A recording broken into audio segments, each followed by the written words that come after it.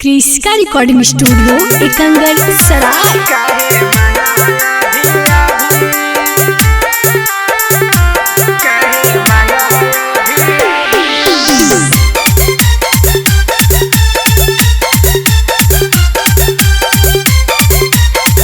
Presented by Kriska film. आज ऐसन माजा मारला जैसे मारल हल कभी। आज ऐसन माजा मारला जैसे मारल हल कभी। कितना जिद्दी कर बलमुआ काहे मांग अभी अभी। कितना जिद्दी कर बलमुआ काहे मांग अभी अभी। दोनों हमर बैलूनवा के फुलाई देलहु दाबी दाबी।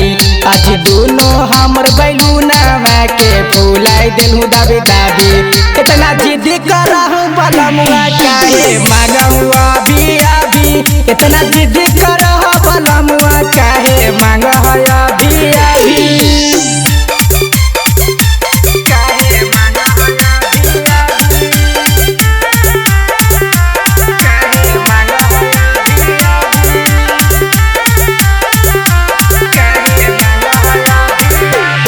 आज हालियो कुमार तक करोना हम दिलियै जी। हो गेलो बियाह त तोर जवानी सधैलियो जी।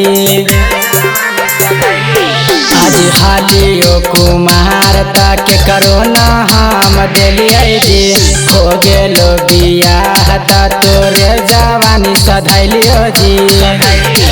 आज काहे अपन मन के तू कर ले हाजीदी। आज काहे अपन मन के तू कर ले हाजीदी। कितना जिद्दी करहु बलमुआ काहे मांगहु अभी अभी। कितना जिद्दी करहु बलमुआ काहे मांगहु अभी अभी।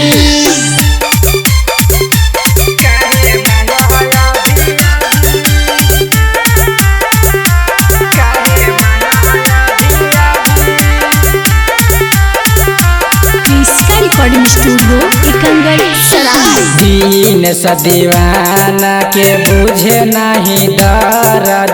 कैसन किस्मत में मिल गेला मरद। दीन सदीवाना के बुझला न दर्द। कैसन हमर मिल गेला भाग में तू मरद। हमारा तू बुझ गेला चाउर के तू खुदी। आज हमारा तू बुझ गेला चाउर के तू खुदी। इतना जिद्दी करह बलमुआ काहे मांग अभी अभी। इतना जिद्दी करह बलमुआ काहे मांग अभी अभी।